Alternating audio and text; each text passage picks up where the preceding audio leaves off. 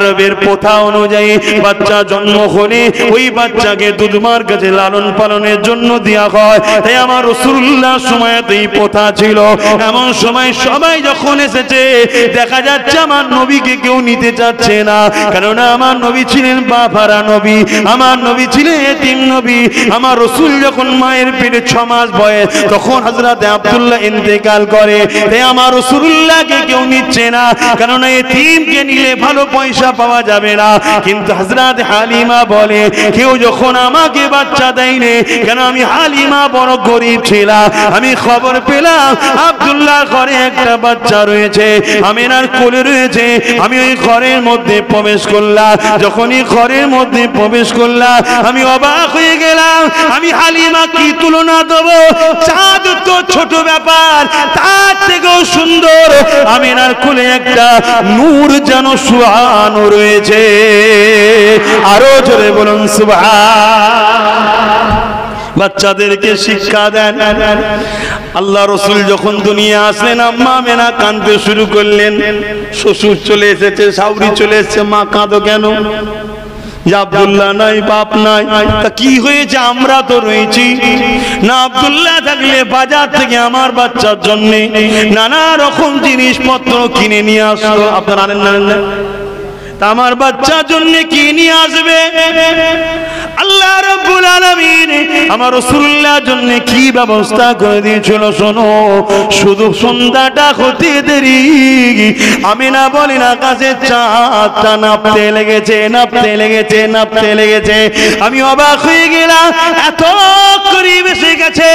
আমার মনে হয় যে মুহাম্মদ রাসূলের মাথায় চাঁদটা না পড়ে যায়। ওই চাঁদটা আমার রাসূলুল্লাহর কাছে এসে দাঁড়িয়ে গেল। শিশু নবী আমার আগুনের ইশারা করে, যেদিকে ইশারা করে চাঁদ ওই দিকে খেলনা নাই, নবীকে খেলা দেখা। আরো জোরে বলুন সুবহান। এশা মাহফিলে কি আলোচনা হয়? এখানে বসে বসে উলামায়ে আহলে সুন্নাত ওয়াল জামাতের মানুষেরা, উলামায়ে আহলে সুন্নাত ওয়াল জামাত কাদেরকে বলা হয়?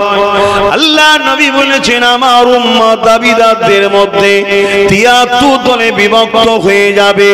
৭২ দল, ৭২ ফিরকা জাহান্নামী হয়ে যাবে। একটি জামাত, একটি দল জান্নাতে যাবে। সাহাবা হুজুররা জিজ্ঞাসা করেছিলেন ইয়া রাসূলুল্লাহ হাবিবাল্লাহ, ওই দল, ওই জামাত কোনটা? আল্লাহ নবী বলেছিলেন যে দলে আমার নীতি আদর্শ মত পথ পাবে, যে দলে আমার সাহাবাদের নীতি আদর্শ মত পথ পাবে, ওই দলটা হলো আহলে সুন্নাত ওয়াল জামাত, কোরআনের ভাষায় হিজবুল্লাহ। ওই দলটা হলো আল্লাহ পাকের কবুলিয়া জান্নাতি দল। এই পূর্ব ভারতে ওই দলের ইমাম হয়ে এসেছিলেন মুর্শিদে আলা হযরতে শেখ আবু বকর সিদ্দিক আল কুরাইশি ফুরফুরাবি দাদা হুজুর রাহমাতুল্লাহ আলাইহি। জোরে বলুন সুবহান। আমার মুজাদ্দিদুল জামান তিনিও প্রতি বছর নিজের বাড়িতে ঈদে মাউলুদুন নবী বানাতেন। আল্লাহ নবী শিশুবেলা আলোচনাগুলো করতেন, যে রয়াতগুলো সাহাবাদের দ্বারা রয়েছে, যে রয়াতগুলো হাদিসের তারিখে হাদিস থেকে পাওয়া যায়।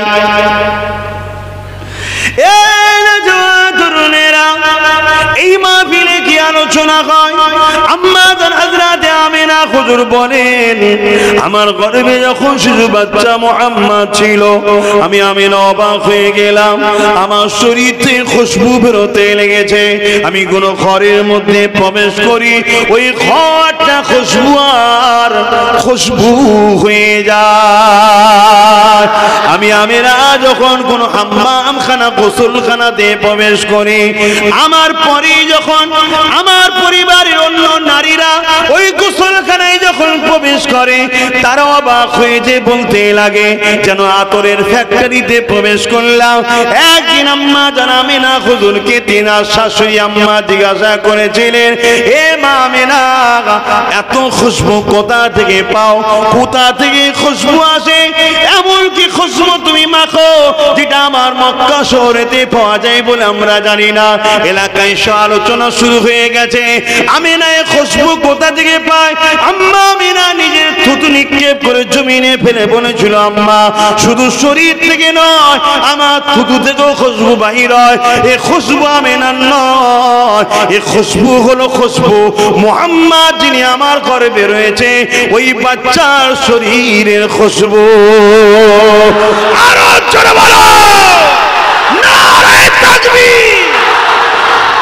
এই যে নেতার কথা শুনে খুশি হও, এটাই হলো প্রেম। এই প্রেম পয়দা হবে রাসূলের সাথে। আর এই প্রেমটার নাম কি বলুন? ঈমান। আর নামাজ কি? আমল। রোজা আমল, হজ আমল। এই প্রেম রেখে যে নামাজ পড়ে সে তো আল্লাহর ওলি হয়। জোরে বলুন সুবহানাল্লাহ। কথা কিছু বুঝাতে পারলাম? আগে প্রেম ও আদব রাসূলের সঙ্গে। তাই আম্মা আমেনা এইভাবে রাসূলুল্লাহর শিশুবেলার কথা শোনাচ্ছে। আর ওই গুণে আমরা আপনাদের কাছে যে মাহফিলে এসে শোনাই, ওই মাহফিলটার নাম হচ্ছে কি? ঈদে মিলাদুন নবী বা মৌলুদুন নবী। অ্যাকচুয়ালি মৌলুদ, কিন্তু মিলাদ আমরা বলি মিলাদুন নবী। কথা বুঝে আসছে? তো এইভাবে মুজাদ্দিদ জামানও তিনার ভক্ত মুরিদদের ঘরে এই মাস এলে হুজুর আলোচনা শোনাতেন নবীর ছোটবেলার কথা। তাহলে বলুন, সেই নবী পাক সাল্লাল্লাহু আলাইহি সাল্লাম তিনার মিলাদ যেখানে হয়, শিশুবেলার কথা আলোচনা হয়, সে জায়গার গুরুত্ব আছে না নাই? সেই আলো মাহফিলের দাম আছে না নাই? চলে আসে আল্লাহ নবীর সাহাবারা, হযরত আব্বাস রাদিয়াল্লাহু তাআলা আমার নবী পাকের যিনি চাচা জান হন, একদিন এলাকার মানুষকে ডেকেছে, ডেকে নিয়ে সবাইকে জড়ো করেছে। সবাইকে জড়ো করে বলে, আজ আমার নবী পাকের আগমনের মাস। আল্লাহ নবী শিশুবেলা আলোচনা করতে লেগেছে। ওই সময়তে আল্লাহ নবী ওই রাস্তা দিয়ে কোনো জায়গায় যেতেছিলেন। আল্লাহ নবী হযরত আলী, হযরত আব্বাসের এই আলোচনার মাহফিলের পাশ দিয়ে যাচ্ছিলেন। সাহাবারা আমার নবী পাককে দেখেন, উঠে দাঁড়িয়ে পড়লেন, তাজিমের সালামটা দিলেন। আল্লাহ নবীকে সালাম দিয়ে বলতে লাগলেন, ইয়া রাসূলুল্লাহ, হাবিবাল্লাহ, হুজুর আপনি আমাদের মাহফিলে একটু আসুন, এই মাহফিল আপনার জন্য বানিয়েছে, একটু বসুন। আল্লাহ নবী বলেছিলেন, এ আমার সাহাবারা, আমি নবী অবশ্যই আসব। কেন? আমি নবী যা দেখি তোমরা তা দেখতে পাও না। অর্থাৎ নবী যা দেখে সাহাবারা তা দেখতে পায় না। তাহলে নবীর দেখা সাহাবাদের দেখা এক নয়, আমাদের দেখা নবীর দেখা তাহলে এক হয় কি করে? এ যুবকেরা, তরুণেরা, আল্লাহ নবী ওই সময়তে সাহাবাদেরকে বলতে লাগলে, আমার সাহাবারা, তোমরা যে আমার মাওলুদ বানাতে লেগেছো, তোমাদের এই মাহফিলে আল্লাহ পাকের অগণিত রহমতের ফেরেশতারাও তিনারা হাজির হয়ে গেছে। আমার সাহাবারা শুধু হাজির হয়েছে তা নয়, তোমাদের নাজাতের মুক্তির জন্য আল্লাহ দরবারে দুআ চাইতে লেগেছে। সাহাবারা জিজ্ঞেস করলেন, হুজুর শুধু আমাদের মজলিসে হয় না যে কোনো জায়গায় আপনার মিলাদ বানালে হবে? আল্লাহ নবী বললেন, সবে কিয়ামত পর্যন্ত বাড়ি বাড়ি, অলি গলি, যেখানেই হোক, যেখানে আমার মিলাদ হবে, ছোটবেলার আলোচনা হবে, আল্লাহর রহমতের ফেরেশতা আসবে। যারা এই মাহফিলের সঙ্গে জড়িয়ে থাকবে, সে অর্থ দিয়ে হোক, বুদ্ধি দিয়ে হোক, শরীর দিয়ে হোক, প্রত্যেকটা নর নারী মুমিন মুমিনাদের জন্যই আল্লাহর ফেরেশতারা দোয়া চাইতে লাগবে। জোরে বলুন সুবহানাল্লাহ। এই মাহফিলটা আমাদের জন্য লাভজনক না ক্ষতিকারক?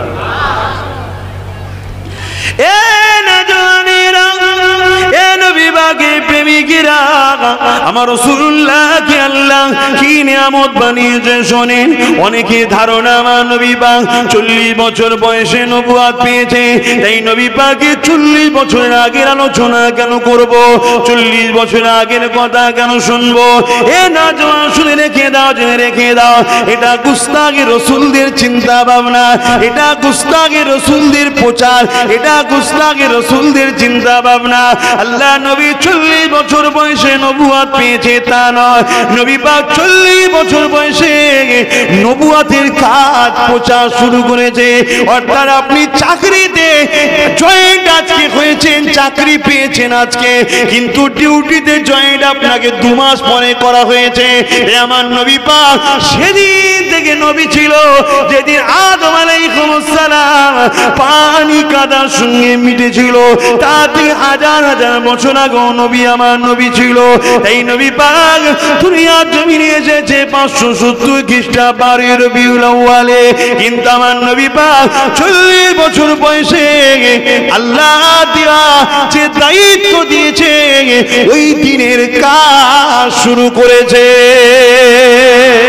এ যুবকেরা, আমার নবী পাকের শিশুবেলা আলোচনা শুনবো।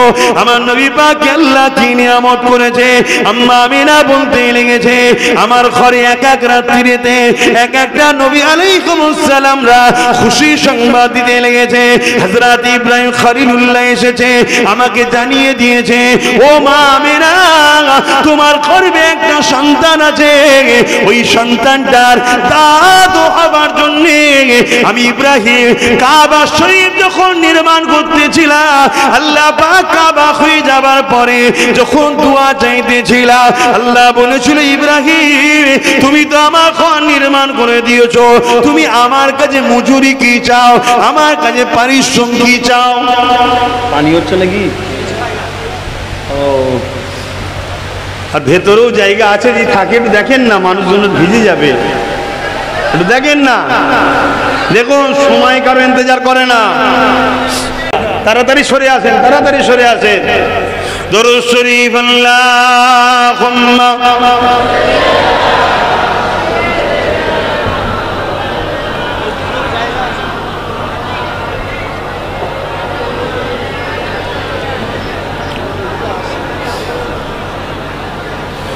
एक मैं ही नहीं उन पर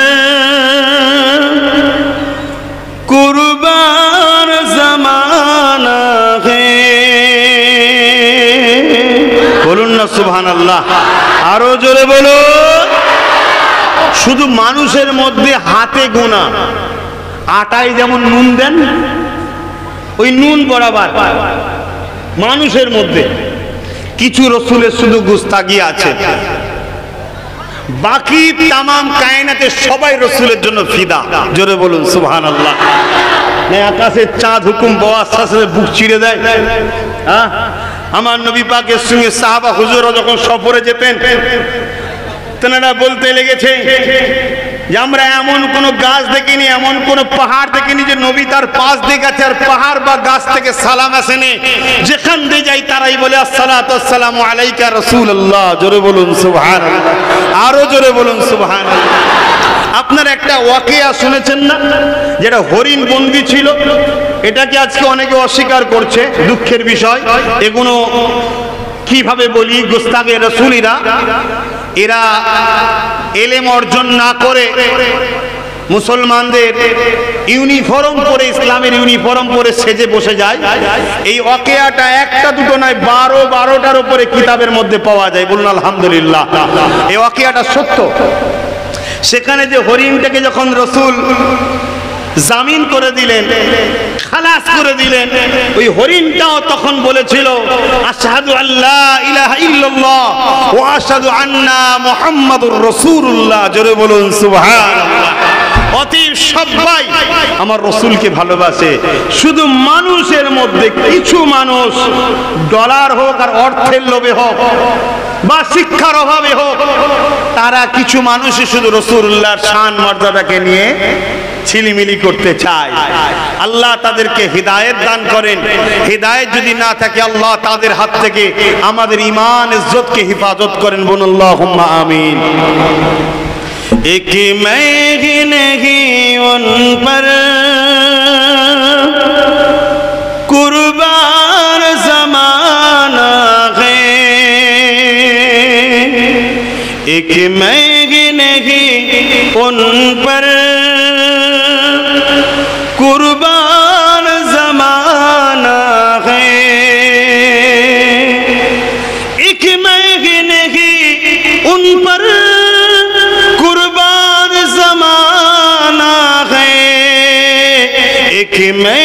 नहीं उन पर कुर्बान ज़माना है जो रब्बे दो आलम का महबूब यगाना है। अल्लाहुम्मा सल्ली अला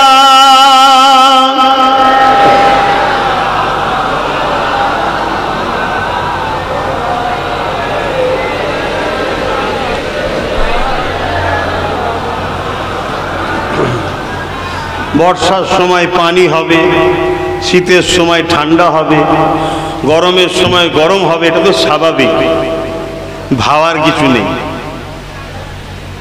যদি ভিজেও যায় টেনশন লিবার কি আছে? রসুলের মাহফিল শুনতে শুনতে ভিজেছি, বলুন আলহামদুলিল্লাহ। যদি এই অবস্থাতে ইন্তেকালও হয়ে যায়, প্যান্ডেল ঝড়ে ফেলে দিয়ে হয়তো মারা গেল, ইন্তেকাল করি, অসুবিধা কি আছে? অসুবিধা আছে কেন? মরবেন না, সেই তো কাল মরবেন। আর আজকে যদি লিখা না থাকে সবাই মরলো, আপনি বেরিয়ে চলে যাবেন। কিন্তু যারা মরবে কমসে কম কিয়ামতের দিন তো বুক ঠুকে ফেরেশতাদের সামনে বলতে পারবে, ফেরেশতা শোনো, রসুলের মিলাদ বানাচ্ছিলাম আর সেই মাহফিলের নবীর কথা শুনছিলাম, ওই অবস্থাতে মৃত্যু হয়েছে। জোরে বলুন সুবহানাল্লাহ। তো বিষয় অন্য দিন আলোচনা হবে। আজকে দিনে আমার নবী পাকের ছোটবেলার কথা একটু বলবো। এ দুনিয়া মানুষ শোনো গো, আমার নেতা খেল্লা কি নিয়ামত করেছে। দুনিয়া জমিনে আমিন আল্লাহ আসবে, আমাদের নেতা আসবে, রসুল আসবে, দোনো জাহানের সুলতান আসবে, আল্লাহর দোস্ত আসবে। আম্মা আমিনা বলতে লেগেছে, আমি বড় একা ছিলাম, আমি বড় চিন্তিত হতে লাগলাম, কেননা দুনিয়া জমিনে নারীদের সন্তান হওয়ার জন্য অন্য মহিলাদের সহযোগিতা লাগে, কিন্তু আমি আমিনা একা রয়েছি, আমি বড় চিন্তিত হতে লাগলাম, কি না হয় কি না ঘটে। কিন্তু অবাক হয়ে গেলাম, আমার ঝুপড়ি ঘরটা হঠাৎ আলো আলোকিত হয়ে গেল। আমি দেখতে লাগলাম সুন্দর দুটো রমণী চলে এসেছে। এত সুন্দর দেখতে যখন কাকেও দেখিনি আমি আমিনা বলতে লাগলাম, মা তোমরা কারা? তারা বলতে লাগলেন, মা আপনার সন্তান আসবে, তাই আপনার সেবার জন্য আল্লাহ জান্নাত থেকে আমাদের পাঠিয়েছে, আমরা হলাম আল্লাহ পাকের জান্নাতি হো। আরো জোরে বলুন সুবহান। যার যার দিল খুশি হচ্ছে, খোদাকে সাক্ষী রেখে বলছি, মৃত্যু আব্বাসেরও হবে, জাহান্নাম আছে বিশ্বাস করি, কবরে শাস্তি হয় রুহে বিশ্বাস করি, রেখে বলছি, যার যার খুশি হচ্ছে এই কথাগুলো শুনে, তার তার দিলে ঈমান আলহামদুলিল্লাহ আছে। জোরে বলুন সুবহানাল্লাহ। হতে পারে সে পাপী কিন্তু কাফের নয়।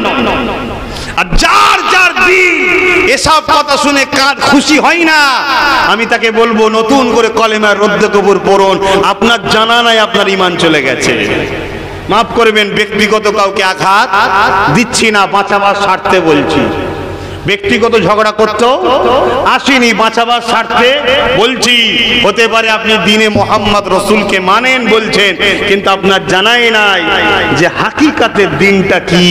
হাকিকাতের দিনটা হলো আমিনার লাল যা করেছে, চোখ কান মুজে বিনা জ্যোতি বাট, কিন্তু কোনো প্রশ্ন ছাড়া মেনে নিবার নাম হল ইসলাম। জোরে বলুন সুবহানাল্লাহ। যে ব্যক্তি যে রসুলের কথাকে বিনা প্রশ্নে, বিনা বাধাতে, বিনা কোশ্চেনে, বিনা কিন্তুতে মানতে হবে, সেই নেতাটাকে কিরকম ভাবে বিশ্বাস ও ভালোবাসতে হবে বুঝতে পারছেন? বিশ্বাস ভালোবাসা ছাড়া এতগুলো লোক এই দুপুরবেলা খায় ঘুমোবার সময়, ঠিক না বেটি? আপনারা খেটে খাওয়া মানুষ, সকাল থেকে উঠে হয় কেউ দোকানে গেছেন, কেউ মাঠে গেছেন, চাষবাস করে খেটে টেটে আমাদের ছেলে আসবে, মুরব্বীরা বলছে, বাবাজি, মুরব্বীদের আমি ছেলের মতো, যুবকদের ভাইয়ের মতো, মা বোনেরা রান্না বান্না করে তাড়াতাড়ি চলো চলো চলো জলসায় যেতে হবে। প্রতিদিন এই সময় খেয়ে একটু ঘুমান, আবার বিকালে বাজারে যান বা কাজ কারবারে যান, তাই তো নাকি? আজকে এত মানুষ কেন এসেছেন? ভালোবাসা যদি না থাকতো আসতেন কেন? কালকেই যদি এখানে কেউ নবীর কথা বলবে বলে আসে, এত লোক পাওয়া যাবে না। এই মহব্বত কার? দাদা হুজুরের, ঠিক না বেটি? তার আওলাদ বলেই তো এই মহব্বত। তাহলে আগে মহব্বত হয়, তারপরেই তাকে ফলো করা যায়। যার উপরে মহব্বত থাকে না তাকে ফলো করা যায় না। রসুলকে ফলো যখন করবেন তার আগে রসুলকে চিনুন, নবীকে প্যার করুন। নবীর মাকাম কি, নবীর শান কি, নবীকে মর্যাদা আল্লাহ কি দিয়েছে এটা জানা দরকার। না হয় আপনি তাকে ফলো করবেন কি করে? হ্যাঁ, আল্লাহ নবী এক লড়াইয়ের ময়দানে গেছেন, সাহাবাদ হুজুরদের মধ্যে থেকে একজন নিজের বিবিকে এসে বলছে যে রসুল পাক তো খন্দকের যুদ্ধে মাটি খনন করা হচ্ছে, অনেক বড়, ওই আলোচনা করে আমি জিনিসটা বুঝাচ্ছি নবীর মাকাম কি। অসুবিধা হচ্ছে? ঘরে এসে বলছে আমার রসুল ক্ষুধার্ত, বড় কষ্ট আছে, কাজ করছে।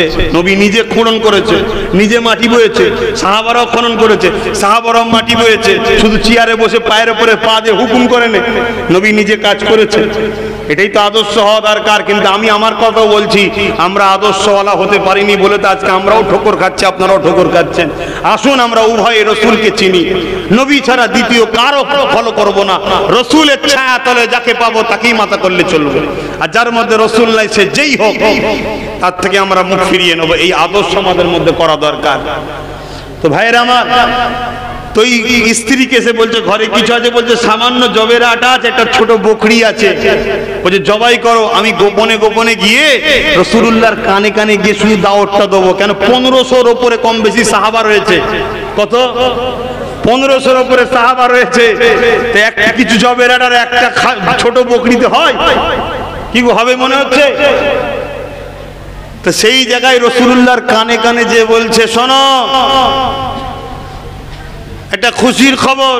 সাহাবী যে বলছেন হুজুর আপনার আর হযরত আবু বকর আর হযরত ওমর একটু দাওয়াত রইল আমার বাড়িতে, একটু আসেন, খাওয়া দাওয়া হবে। কজনকে দাওয়াত দিলেন? 3 জনকে। আল্লাহ নবী শুনে বলছেন আমার সাহাবারা শোনো, তোমাদের ভাই, তোমাদের সবাই চলো ওনার বাড়িতে খাবার দাওয়াত। সাহাবী তো বড় চিন্তিত হয়ে গেলেন, আল্লাহ। এসে স্ত্রীকে বলছে আজকে এই ব্যাপার। স্ত্রীও কত নবীর আশিক ছিলেন দেখুন, আর আল্লাহর কত প্রেমিক বান্দি ছিলেন দেখুন। স্ত্রী বলছে আপনি কজনকে দাওয়াত দিয়েছেন? বলছে 3 জনকে। বলছে আপনি 3 জনের খানার ব্যবস্থা করুন, বাকি জনকে তো আপনি দাওয়াত দেননি, বাকি জনকে যিনি দাওয়াত দিয়েছেন তিনি ঠিক ব্যবস্থা করে দেবে। জোরে বলুন সুবহানাল্লাহ। স্ত্রীরও ঈমান দেখুন। বাড়িতে গেছে, কিন্তু রসুল বলে দিলেন শোনো আমি না যাওয়া পর্যন্ত খাবারের হাঁড়ি খুলবে না। আরে রসুলের তো অনেক উঁচু মাকাম, রসুলের গোলাম ফুরফুরার জুলফিকার সিদ্দিকী ছোট হুজুর পীর কেবলা আপনাদের এখানে অজব করেছে, তাই তো নাকি গো? মুরব্বীরা বলেন না ছোট হুজুর এসছে না জানে, তিনি বাড়িতে রান্না হয়েছে।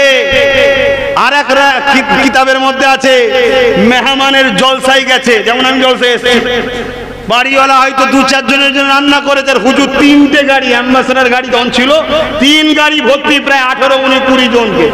বাড়িওয়ালার তোমাদের হাত কি হবে? বেউজ্জুদি ব্যাপার তো নাকি, বেউজ্জুদি ব্যাপার। হুজুর বাড়িওয়ালার চাল চলন দেখে আল্লাহ বুঝার তৌফিক দিয়েছে, ইত্তাকু ফিরাসাতুল মুমিনি ফাইন্নাহু ইয়ানজুরু বিনুরিল্লাহ। নূরের পর্দা ভেতর থেকে আল্লাহ তার মাহবুবদের করে দেখিয়ে থাকে, জানিয়ে থাকে। জোরে বলুন সুবহানাল্লাহ। সবকিছুর মালিক আল্লাহ, মনে রাখবেন। তো হুজুর বলছে বাবা তুমি তো চিন্তা করছো কেন, যা হয়েছে হাঁড়ি সমেত নিয়ে আসো, খুলবে না, নিয়ে আসো। হুজুর সামান্য চিনিটা খুলতে বলেছে, সামান্য বলেছে হাত গলিয়ে গলিয়ে খসাও, হাত গলিয়ে গলিয়ে খসাও। খুব জোর 2 জন কি 3 জনের খাবার, সেখানে সবাই খেয়েছে, বাড়িওয়ালারাও খেয়েছে, তারপরও অর্ধেক বেঁচে রয়ে গেছে। জোরে বলুন সুবহানাল্লাহ। বরকত কে দেয়? হুজুর না আল্লাহ? জোরে বলুন। ঈমানটা আল্লাহর উপর রাখবেন। কিন্তু আল্লাহর ওলির হাত লেগেছে তাই বরকত হয়েছে। আল্লাহর ওলি বেউজ্জতি না হয়ে যায় তাই আল্লাহ বরকত দিয়েছে। আমাদের বেলায় দেয় না কেন? আমরা আল্লাহ ওয়ালা হতে পারিনি তাই। ব্যাপারটা ঠিক এই জায়গায়। তাহলে বলুন রসুলের গোলামের যদি এই হাল হয় তাহলে রাসূলুল্লাহর কি হাল হবে? ছোট হুজুর তো রসুলের গোলাম, আল্লাহর দাস। আমরা নবীর গোলাম, আল্লাহর দাস দাসী, মনে রাখবেন।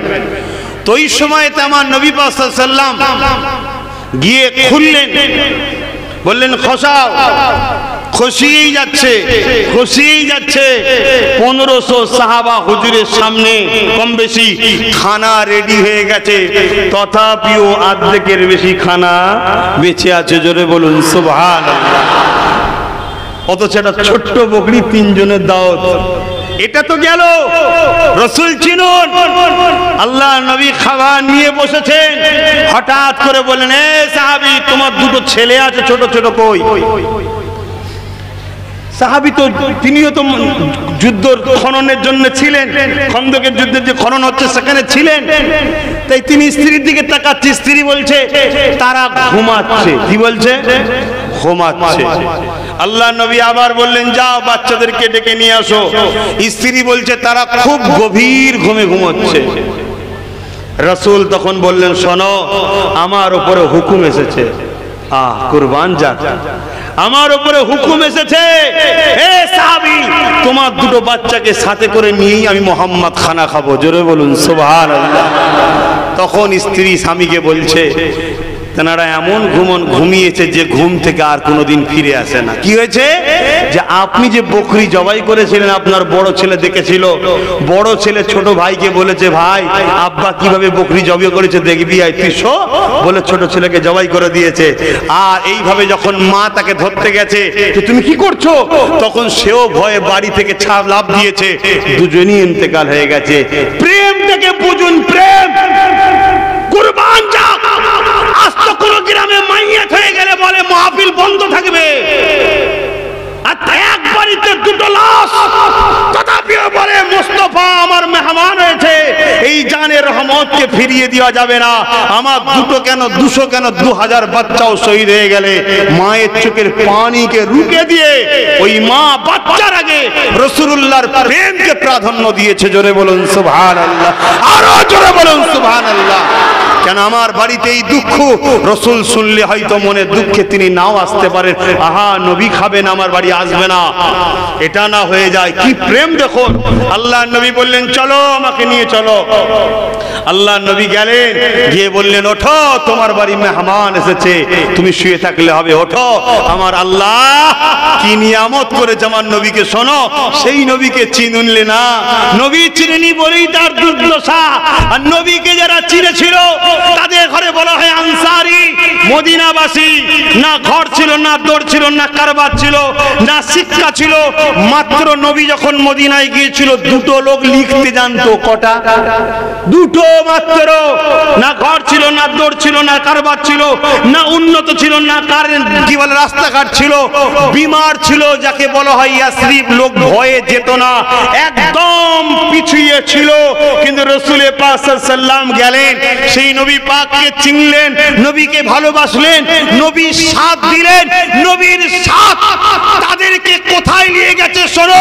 কাইসারকে তারা ফতে করেছে, রোমকে ফতে করেছে, মিশরকে ফতে করেছে, ইরানকে ফতে করেছে, ইরাককে ফতে করেছে, সিরিয়াকে ফতে করেছে। পৃথিবীকে তারা দখল করে পৃথিবীর বুকে শান্তির বাণী প্রচার করে দিয়েছে। জোরে বলুন সুবহানাল্লাহ। না তাদের পরনের জুতো ছিল, তরোয়াল তো দূরের কথা, না তাদের জামা গায়ে ছিল, ঢাল বোম তো দূরের কথা।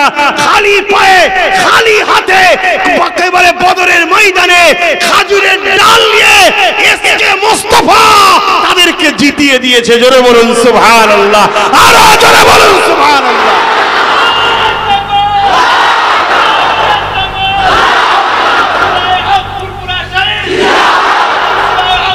জিন্দাবাদ।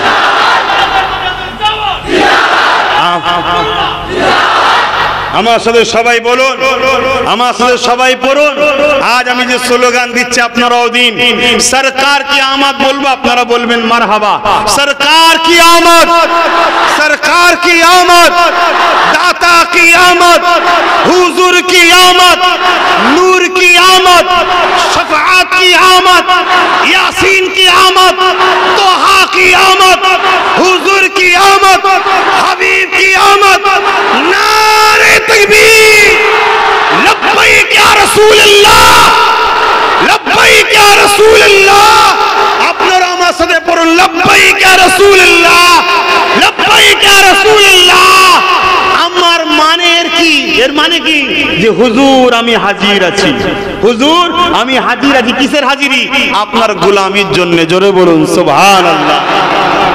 প্রেমিক হন রসুলের, নবীর প্রেমিক হন, নবীকে চেনেন। বারবার বলছি যুবকরা, তাহলে প্রতিটা বাড়িতে বাড়িতে রাসূলুল্লাহর আলোচনা হবে না? হবে না?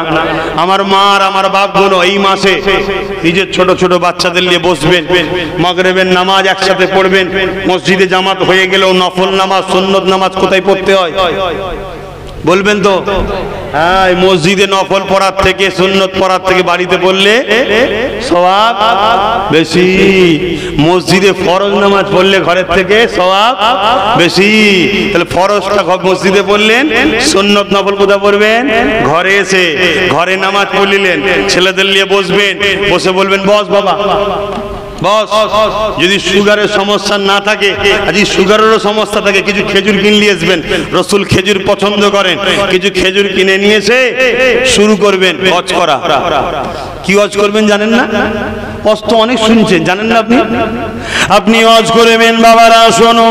টান যদি না দিতে পারেন, এমনি বক্তব্য চলো বলবেন আমার রাসূলুল্লাহ যখন আম্মা আমিনার গর্ভে ছিলেন, দুনিয়ার জমিনে আসবে, আম্মা আমিনা বড় চিন্তিত হয়েছিল। আল্লাহ হুর পাঠিয়ে দিয়েছিল। আমার রাসূল যখন দুনিয়ায় তাশরীফ এনেছিলেন, আম্মা আমিনা বলেন দুনিয়ার মেয়েরা যখন প্রস্রাব করে বাচ্চা, ওই বাচ্চা হওয়ার জন্য মায়েদের রক্ত বাইর হয়, মাগুলো নাপাক হয়ে যায়। কিন্তু আমার রাসূল যখন এসেছিলেন, ওই মা আমিনা বলেন আমার রক্ত প্রবাহিত হয়নি, আমি আমিনা নাপাক হয়ে যাইনি। শুধু এটা নয়, আম্মা আমিনা বলেন আমার বাচ্চা যখন দুনিয়া আসে, আমার ঘরটা আলোয় আলোকিত হয়ে গেছে। শুধু আমার ঘর নয়, শাম দেশের প্রাসাদ পর্যন্ত আলোয় আলোকিত হয়ে গেছে। শুধু এটাই নয়, খাসায়েসুল কুবরা কিতাবের মধ্যে রয়েছে, মাগরিব থেকে মাশরিক আমার রাসূলের নূরে আলোয় আলোকিত হয়ে গেছে।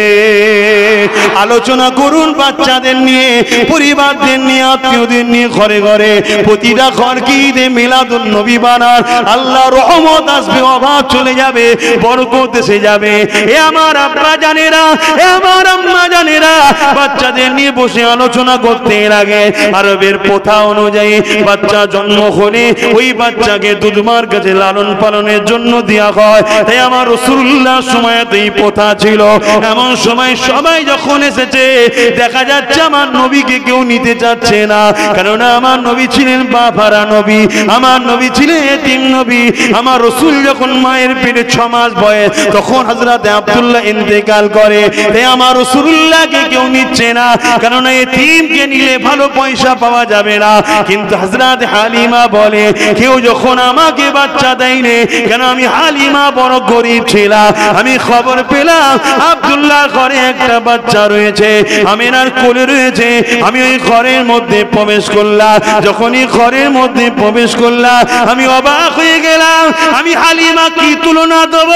চাঁদ তো ছোট ব্যাপার, তার থেকেও সুন্দর আমিনার কোলে একটা নূর যেন সুবহান রয়েছে। আরো জোরে বলুন সুবহান। বাচ্চাদেরকে শিক্ষা দেন। আল্লাহ রাসূল যখন দুনিয়া আসলেন, আম্মা আমিনা কাঁদতে শুরু করলেন। শ্বশুর চলে এসেছে, শাশুড়ি চলে এসেছে, মা কাঁদো কেন? যে আব্দুল্লাহ নাই, বাপ নাই, তা কি হয়েছে? আমরা তো রয়েছি না। আব্দুল্লাহ থাকলে বাজার থেকে আমার বাচ্চার জন্য নানা রকম জিনিসপত্র কিনে নিয়ে আসতো। আপনারা আনেন না? তা আমার বাচ্চার জন্য কি নিয়ে আসবে? আল্লাহ রাব্বুল আলামিন আমার রাসূলুল্লাহর জন্য কি ব্যবস্থা করে দিয়েছিল শোনো। শুধু সন্ধ্যাটা হতে দেরি, আমিনা বলেন আকাশের চাঁদটা নাপতে লেগেছে, নাপতে লেগেছে, নাপতে লেগেছে। আমি অবাক হয়ে গেলাম, এত করিব এসে গেছে। আমার মনে হয় যে মুহাম্মদ রাসূলের মাথায় চাঁদটা না পড়ে যায়। ওই চাঁদটা আমার রাসূলুল্লাহর কাছে এসে দাঁড়িয়ে গেল। শিশু নবী আমার আগুনের ইশারা করে, যেদিকে ইশারা করে চাঁদ ওই দিকে খেলনা নাই, নবীকে খেলা দেখা। আরো জোরে বলুন সুবহান। শুনছেন তো ভাই? রাসূলুল্লাহর মাকাম বুঝতে পারছেন তো? এই সব কিছু ঘটাচ্ছে কে? তাহলে সব ক্ষমতার মালিক কে? এইটাই তো ঈমান আমাদের, এটাই তো আমাদের ঈমান যে আল্লাহু সাইয়্যুল কাদির, তিনি একমাত্র শক্তিমান। কিন্তু তিনি তেনার হাবিবকে কত পাওয়ার, কত মাকাম দিয়েছে দেখুন, এটাই তো কথা। শুনছেন এই যুবকরা, শুনছো? তোমাদের নেতা একজনই, তিনি কে? আমিনার লাল হযরত মুহাম্মদ রাসূল সাল্লাল্লাহু আলাইহি সাল্লাম। জীবনে যতদিন বাঁচবে হৃদয়ের মধ্যে সেই রাসূলকে নিয়ে বাঁচো, নবীর জন্য বাঁচো। তোমাদেরকে আল্লাহ সৃষ্টি করেছে রাসূলুল্লাহর জন্য, তাকে ভালোবাসো, তাকে পিয়ার করো। আপনারা জানেন না, উহুদের ময়দানে যখন যুদ্ধ চলতে চলতে হঠাৎ করে ঘোষণা হয়ে গেল রাসূলুল্লাহ শহীদ হয়ে গেছে, সাহাবা হুজুররা তরোয়াল ফেলে দিলেন যে আর লড়াই করব না। আর এই সুযোগে জালিমরা 70 জন সাহাবা হুজুরকে শহীদ করে দিয়েছিলেন। সাহাবাদেরকে জিজ্ঞেস করা হয়েছিল পরে যারা আরো ছিলেন যে আপনারা কেন তরোয়াল ফেলে দিয়েছিলেন? যে রাসূল যখন শহীদ হয়ে গেছে আবার কেন, কার জন্য বাঁচবো, কার জন্য? আপনারা জানেন না, ওয়াজ শোনেন না? হযরত ওসমান গনি যখন মক্কা শরীফে এলেন, রাসূলুল্লাহর পক্ষ থেকে হজ করতে আসছে নবী আমার, হবি আমার হজ করতে আসছে, সাথে সাহাবা হুজুররা আছে। মক্কার মুশরিক জালিমরা বলল মুহাম্মদকে হজ করতে দেবো না, আসতে দেবো না, বর্ডারে আটকে দিল। আল্লাহর নবী ঝগড়া চাই না, মারপিট চাই না, খুন খারাপি চাই না। তাই নবী হযরত ওসমান গনিকে পাঠালেন, যাও যে তাদেরকে বুঝাও। হযরত ওসমান গনি আসলেন, বুঝালেন অনেক বড় কথা, তারা কিছুতেই মানলো না, না হজ করতে দেবো না। কিন্তু তারা কি বললো? ওসমান তুমি যখন চলে এসেছো, শুনছেন, তুমি যখন চলে এসেছো তুমি হজটা করে নাও। কবছর 6 বছর পর, কবছর ভেবে দেখুন তো, কাবা শরীফ সামনে, কাবার মাথাবে দাঁড়িয়ে আলোচনা হচ্ছে। আর দুশমনরা ওসমান গনিকে পাওয়ারও দিয়েছে যে তুমি করো, তুমি তওয়াফ করো, তুমি সাই করো। হযরত ওসমান গনি কি বলেছিলেন? এ জালিম শোন, তোরা আমাকে কি মনে করেছিস? আর এখানে আরেকটা কথা, ওসমান গনি যদি ওই দিন তওয়াফ করতো, রাসূল কি নিষেধ করেছিল যে আমাকে না দিলে তুই তওয়াফ করবি না? এই নিষেধও করেন। কিন্তু ইসকে মুস্তাফা কাকে বলে দেখুন, আদবে মুস্তাফা কাকে বলে দেখুন। এ জালিম, তোরা আমাকে কি মনে করেছিস যে রাসূলকে তওয়াফ করতে দিবি না? আমি করে নেব, যতক্ষণ না রাসূল তওয়াফ করছে রাসূলের সাথে আমি করব। কেন? হাতেম কাবা সবকিছুই বুঝেছি রাসূলুল্লাহর জন্য। জোরে বলুন সুবহানাল্লাহ। ইবাদত আমল করতেই হবে, কিন্তু রসুলকে নিয়ে করতে হবে, রসুলকে বাদ দিয়ে নয়, রসুলকে নিয়ে। অতএব নবীর মাকামকে বুঝুন, নবীর সম্মানকে বুঝুন। নবী শিশু বেলার মর্যাদা আল্লাহ কত দিয়েছেন। সময় তো হু করে চলে যাচ্ছে, আর দুটো কথা বলি। রাসূলুল্লাহ কি গো, ওই শিশুবেলার কথাই বলবো, শুনবেন তো নাকি? একটু হাত তুলে বলুন, শুনবেন তো নাকি? মারহাবা। আল্লাহ এই হাতগুলোকে, হাত তুলে রাখেন, আল্লাহ এই হাতগুলোকে আপনি কবুল করুন। এদেরকে নামাজি বানান, রোজাদার বানান, হাজি বানান, জাকিরি বানান, জান্নাত যাবার উপযুক্ত বানিয়ে দেন। বলুন আল্লাহুম্মা আমিন। হাত নামান। আমার নবীকে আল্লাহ কি নিয়ামত করেছে। আম্মা হযরত আলিমা বলেন, আমি যখন বাচ্চা মুহাম্মদকে কোলে নিলাম, আমি বড় গরীব ছিলাম, গরীবের বাড়িতে ভালো মন্দ খাওয়া হয় না, তাই আমার শরীরটা বড় দুর্বল ছিল। কিন্তু যখন আমার শরীরে বাচ্চা মুহাম্মাদের স্পর্শ হয়ে গেল, কোলে নিয়ে নিলাম, আমি আলিমা নিজেকে বুঝতে পারলাম আমার শরীরের মধ্যে যেন আলাদা একটা এনার্জি, ক্ষমতা আসতে লেগেছে। আম্মা জান হযরত আলিমা বলেন, আরো কথা, আমার উটনিটা বড় দরবার কমজোর ছিল, কিন্তু আমার রাসূলকে যখন উটনির পিঠে উঠলাম, আমার সাথীরা অনেক আগে বেরিয়ে গিয়েছিল, সবাইকে ফেলে দিয়ে আমি আলিমা সবার আগে পৌঁছে গেলাম। শুধু এটা নয়, আম্মা আমিনা বলেছেন, যখন আমি কুয়া ধারে পানি আনতে যেতাম, কুয়ার পানি নিচুতে থাকে, রশি দিয়ে বালতি দিয়ে তুলতে হয়, যেটা আমার বাচ্চা মুহাম্মদকে নিয়ে আমি আমিনা তোলা বড় কষ্ট হবে। এই কুয়ার ধারে গিয়ে যেই চিন্তা করতে লাগলাম, হঠাৎ করে ওই কুয়ার ভিতর থেকে আওয়াজ আসতে লেগেছে, আসসালাতু আসসালামু আলাইকা রাসূলুল্লাহ, সালাম আসতে লেগেছে। আমি কুয়ার দিকে তাকালাম, আমি দেখতে লেগেছি পানি যেন ভূমিকম্পে ফুলতে লেগেছে, কানা পরিমাণ এসে গেছে। আমি আমিনা পানি উঠিয়ে নিলাম, হ্যাঁ তো ঝুঁকি হতে হলো না।